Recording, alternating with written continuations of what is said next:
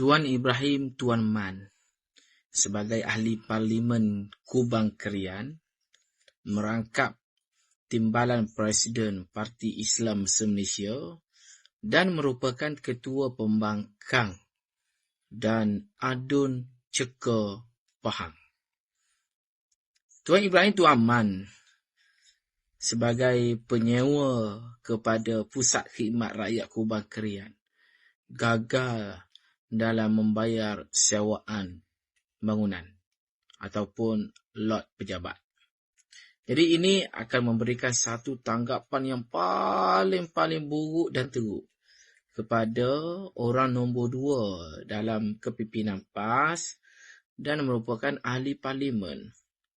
Rakyat pasti akan tertanya-tanya, macam mana nak menguruskan sebuah negeri dan negara sekiranya untuk menguruskan pejabat sendiri pun tak mampu. Jika kita sebagai seorang ayah, kita perlu menjaga dan memastikan hal ehwal rumah kita terjaga. Dan kita sebagai pemimpin yang menerima gaji sebagai pemimpin dan ada allowance sebagai ahli parlimen sepatutnya menitikberatkan aspek yang terpenting iaitu pejabat.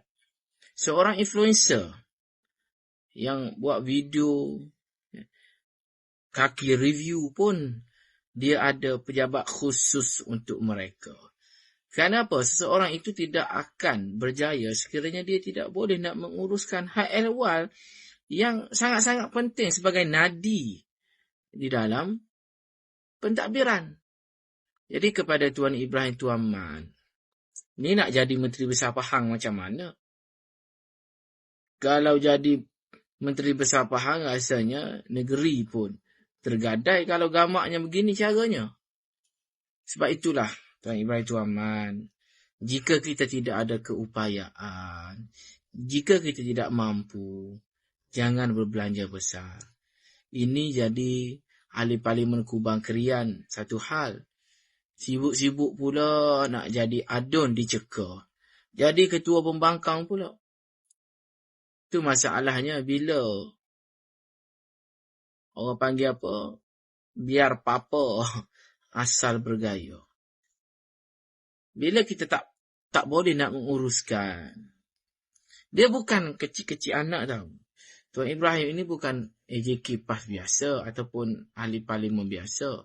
Dia ni timbalan Presiden PAS. Mantan menteri. Tapi kalau benda ini pun sambil lewa, mana mungkin dia boleh menjadi pentadbir yang baik. Jadi kepada rakyat, terutamanya di Kubang Krian, nilai semulalah. Pilihlah pemimpin yang bukan hanya boleh berceramah di pentas semata-mata. Kita memilih pemimpin adalah untuk mengurus tadbir. Dalam pejabat sendiri pun tak mampu. Macam mana dia nak bantu di luar pejabat? Jadi korang kena fikir, orang Kelantan terutamanya, orang Kubang Krian. Mentua hamba pun di dalam parlimen Kubang Krian. Tak maaf lah, dari segi kebajikan orang Kubang Krian, Tuan Ibrahim tidak jaga sebaiknya.